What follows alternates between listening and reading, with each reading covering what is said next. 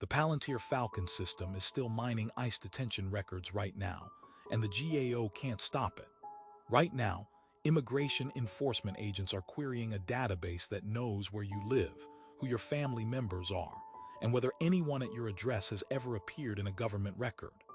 That database is called FALCON. The Government Accountability Office reviewed it, flagged it, and formally questioned whether it complied with federal privacy law. That report is filed.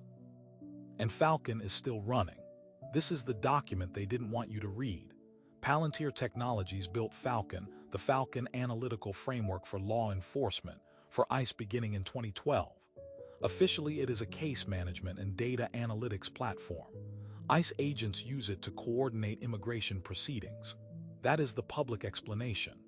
The contract has been quietly renewed, year after year, through at least 8 figures in federal spending.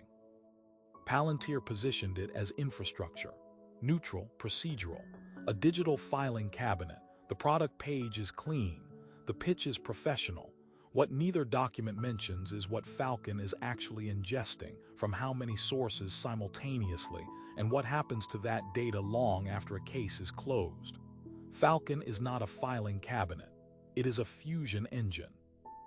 It pulls records from more than a dozen law enforcement databases at once: state DMV records, utility accounts, employment histories, financial transaction patterns, and real-time location pings from license plate readers across American cities.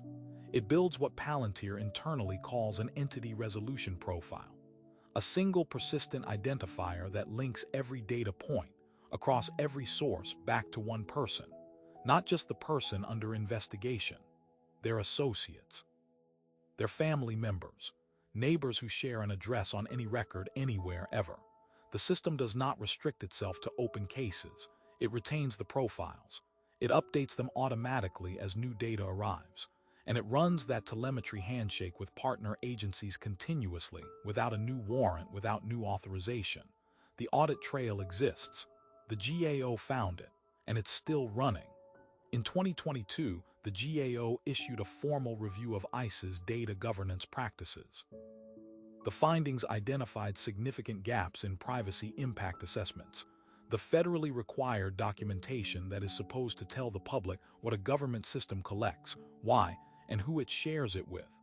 The GAO found ICE had not completed required assessments for multiple systems, including systems directly connected to FALCON. The GAO made recommendations. ICE acknowledged them. ICE said it would address them. And here is the part nobody reported. The GAO has no enforcement authority. It cannot order a shutdown. It cannot void a contract. It issues findings.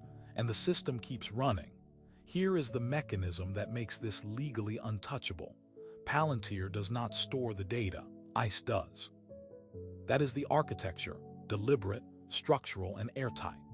Palantir provides the software, the query engine, the interface, the entity resolution framework. The underlying records sit in government systems, which means Palantir operates outside the direct reach of most privacy litigation aimed at data brokers. You cannot sue Palantir under state privacy law for data your DMV handed to a federal agency. The contract is structured as a software services agreement, not a data sharing agreement, which places it outside certain procurement transparency requirements. And there is a carve-out in the Privacy Act of 1974, a law enforcement exemption that allows federal systems of records to withhold disclosures that would otherwise be mandatory. Palantir did not write that exemption, but the product was built to live inside it. The telemetry handshake runs continuously. New records feed in, old profiles update. When a data point changes anywhere in the network, FALCON updates the profile in real time. That mechanism has never been paused, not once since 2012. What this means for you is not theoretical. If you have ever had a family member go through any immigration process, a visa application, a green card, a detention, even a traffic stop in a jurisdiction that shares data with federal partners, your name may exist inside an entity resolution profile you cannot see and cannot request because it is shielded by the same law enforcement exemption. If you have ever shared a mailing address with someone who triggered a database match, the same logic applies. The system does not maintain a legal wall between subjects and associates. The profile builds itself from the outside in. It updates automatically. And when Falcon generates an alert, an agent receives your address, your linked family members, and your most recent location data, before any charge has been filed, before any warrant has been served, before anyone has knocked on any door. So here is the question no congressional hearing has answered. Palantir's valuation climbed after the most recent contract renewal. The GAO report sits on a public website with zero enforcement follow-up. ICE has expanded Falcon's integrated data sources 3 times since the audit, and the lawyers who designed the contractual architecture that keeps this system beyond reach, they are still on retainer. The question is not whether the system is running.